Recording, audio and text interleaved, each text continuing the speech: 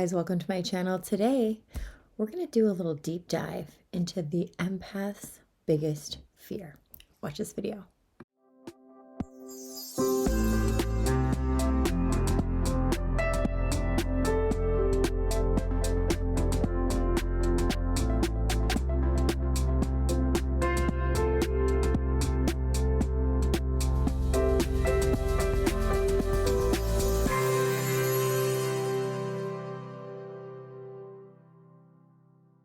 Guys, welcome to my channel. If you're new here, please click the little subscribe button, the bell to receive notifications when I release new videos. And if you've been with me for a while, thank you so much and welcome back. I am working on a new studio right now, so all of this is going to be different soon. Yes, we're upgrading. And I've been away for a little while, and I want to tell you why. I've been growing my Instagram. I've been really big at just posting weekly reels and interacting with you guys, and we have grown. We've over doubled in size there. So I want to thank you guys for that. And now I feel a call back to YouTube because this is my OG crowd. I love you guys. A lot of you guys don't have Instagram, you've told me. So I will be back up with my regular content here as well. So thank you for your patience and just happy you guys are here. One of the things I wanted to say before we dive in is I absolutely love the fact that I get new clients all the time, right? And 90% of the time, you guys tell me I've been watching on YouTube for 5 years, 10 years. I love how we can grow trust here, and I can be a teacher before I'm actually working with you. It really makes me happy because this is free content. And how nice to be able to dial into something and get answers that you don't have to pay for all the time, right? And so the reason I do courses is so you can have a major deep dive from things that I talk about here and also do the work. And the reason I do one-on-ones and groups is because people have very specific things they want to work through. But if you are overall just wanting to learn things, I love that you use YouTube, and I want to know from you what videos you want to see. I had someone that gave me a really great idea not too long ago, and she said, can you just make a playlist called How to Heal like XYZ. So I'm working on that for you guys too. But today, let's dive in. I want to talk about the empath's biggest fear. I just got out of my Truth Room membership call. It is a weekly call. If you want to join, please look at the link below. I'm always open to having more people join this group because the people that do join are exactly right for it. I mean, I've always had this for over 6 years now.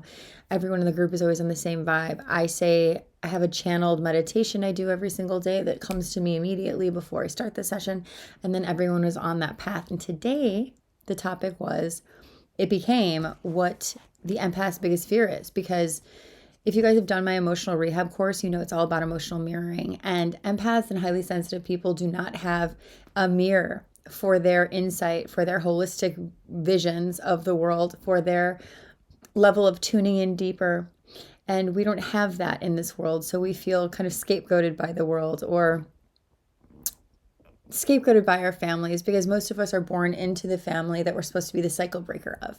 And so we grow up not having our emotional mirror, not having a strong sense of self, not feeling affirmed in our gifts. So we hide our gifts, or we bury them, or we try to adopt a image or an ideal self that will get us to fit in, or that will get us accepted and not abandoned. Because oftentimes when we don't have our emotional truth mirrored, it gets abandoned, and then we abandon it because we're like, I won't fit in and I won't be accepted if I have this understanding that no one else does. I also want to share this with you guys. I see people at all ages. Oh, it's 1:11. I see people from all ages. I see clients who are in their teens, 20s, 30s, 40s, 50s, 60s, 70s, and 80s. I have an 81-year-old. Okay. So it doesn't matter what age you are and when you're waking up. One of the things that I see to be an overarching issue is when the younger ones come to me and remind me of my younger self and say, I wish I had you 5 years ago or a few years ago because my therapist was wounding me. But when I found your videos, it made me realize that I am affirmed and I can heal. And so a lot of highly sensitive people grow up in a world where it just doesn't really scratch the surface of the depth of emotional healing that we actually need, or a depth of emotional mirroring that we really need. And when we don't have that mirroring, we then have emotional wounds. And that is why the majority of my work is about healing your emotional wounds back to your truth. But here's what happened today in class. In class, every single person in the group is going to the next level. It's literally that transition period between old self and comfort and familiarity into expanded self. And when you start to grow and expand, you're going to have a deep fear that I'll be alone if I'm in my shine, because as a kid, you were alone just being who you naturally were. No one mirrored you. And I was telling them today how I'm so honored to be someone that has walked that path from wounds to wisdom.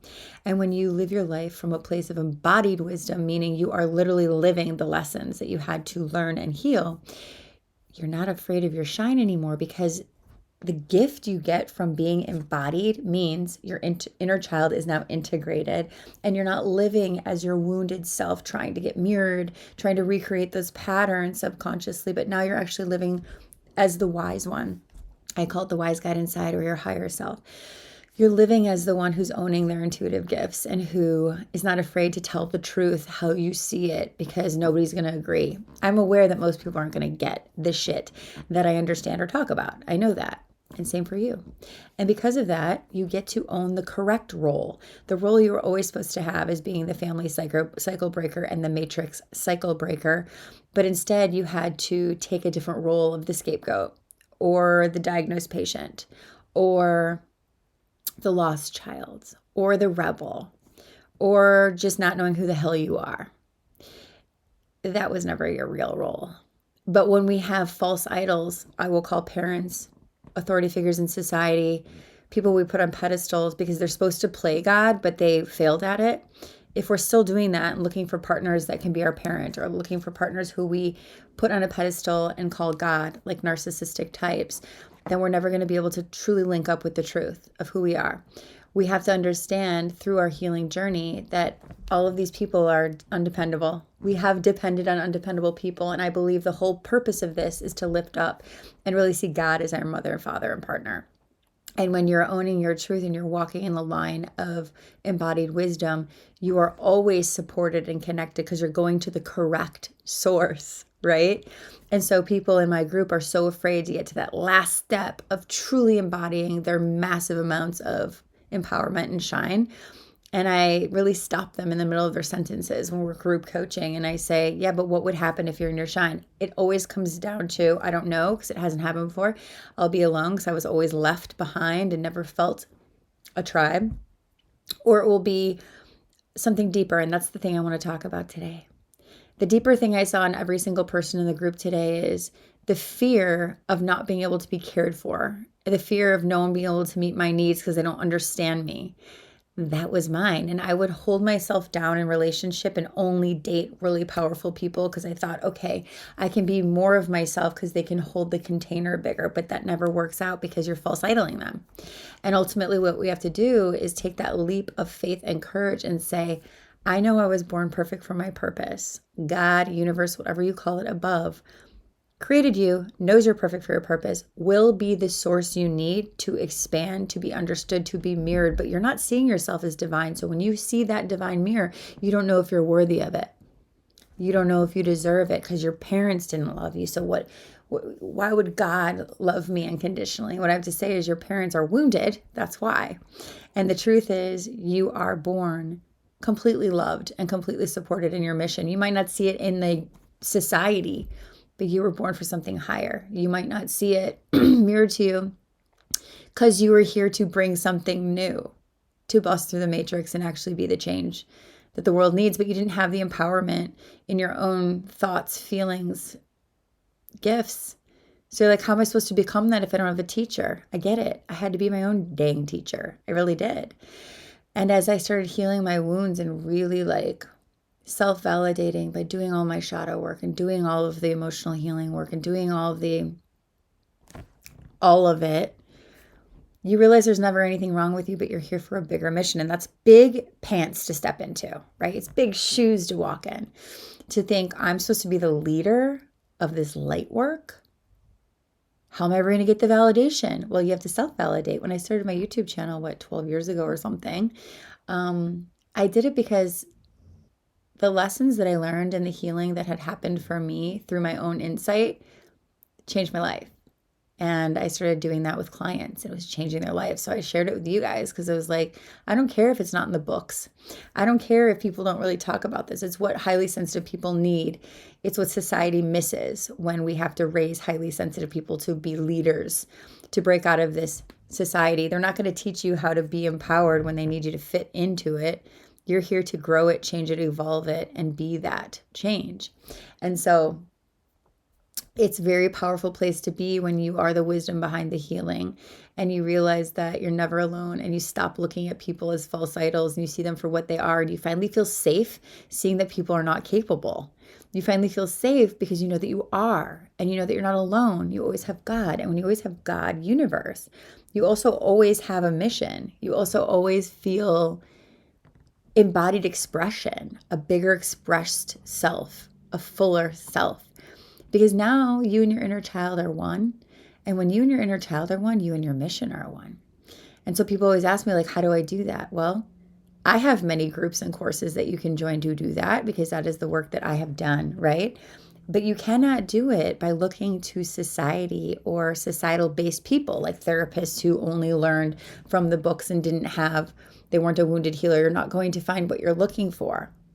A lot of people are trying to figure out how to make it in society, so they like the societal-based stuff. I'm telling you how to make it above society, to be the change, to be abundant, to make more money than you thought you ever could, to have relationships that are more deeply connected than you ever thought possible, by really being that with yourself, by allowing yourself to be abundant, to be shiny, to be empowered. But you can't become empowered when you're looking to a world that is disempowering.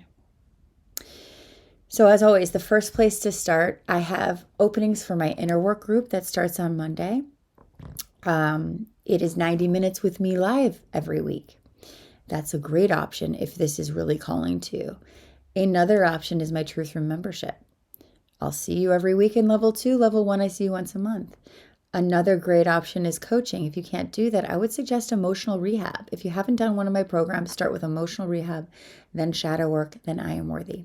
I also should let you guys know I have a wait list for my next retreat in May 2026. We just finished my 2025 retreat in Punta Cana, Dominican Republic, in the Caribbean in October. It was phenomenal, incredible, life-changing, which is why we're doing it again. So if you want to get on the wait list and hear about when we open for registration before the public hears, please check out the link for my wait list for my retreat for 2026. Other than that, I love you guys. I hope you're having a phenomenal week, and I'll see you soon.